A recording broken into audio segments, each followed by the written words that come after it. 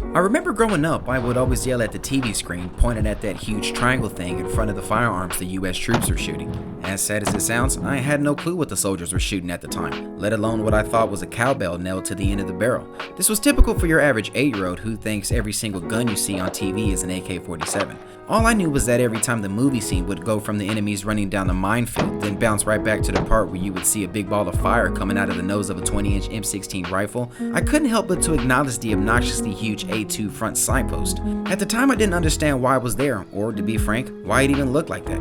But all I knew was that it had my attention, and I had to figure out its purpose. As time went by in my childhood life, the A2 front signpost would become an important subconscious memory in my naive little brain. Instead of wearing neck guards to protect myself from all the other 12-year-old kids trying to shoot me with their automatic Titman paintball guns, I found it more pleasing doing research trying to understand how the AR-15 platform operated. There was just something about the power of the operator's finger, squeezing a trigger activating the first of many steps which would then result in the success of a potential bullseye. And the joy of it all was a Grinch-like grin on a human's face after the connection between a bond of two energies that were in sync for a split second. But there was more than just a breakdown of the mechanics of the AR-15 disguised in its outer shell. At least that's what I thought at the time. And honestly, I didn't figure it out until I finally owned one. Years of chasing fads that would come and go to finally scratching that itch that I've been searching for. The adolescent's fulfillment of finally realizing that the A2 pin front sight gas block is the pioneer that introduced me into the AR-15 platform before I even knew it. And I'll even go as far as to say that it lured you in too.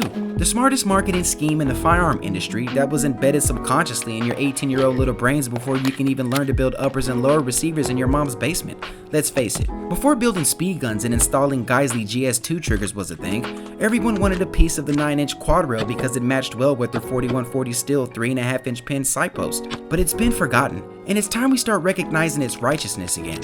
Make pin front sight gas blocks great again wasn't just an idea that I came up with while I was watching nostalgic old war movies a while back. It was an idea to put forth in generations to come to remind us that we often forget why we fell in love with the AR-15 platform in the first place. Or at least that's where my love came from. From a beginner's guide to building clones, the root of it all starts with the first generation. It's time we start putting some respect on its name. So, I did. They say if you love something so much, just throw it on a shirt. And I did. If you're a fan of this channel and have been following the Think Through Tactical movement for some time now, this would be the perfect opportunity to spread the message, but more importantly, show support. You can find these shirts available on shopthinkthroughtactical.com, or you can just click the link in the bio. Some of you have been asking about the hashtag ThinkThroughTactical hats as well. Those are also available on the website. Oh yeah, and don't forget to tag me in your post. Spreading your love is the least I can do. Until then, I'm gonna go ahead and wrap this video up. To watch more content like this in the future, click the subscribe button. To get instant updates for the newest Pew Pew content, click the bell notification icon as well, and I'll see you guys in the next video.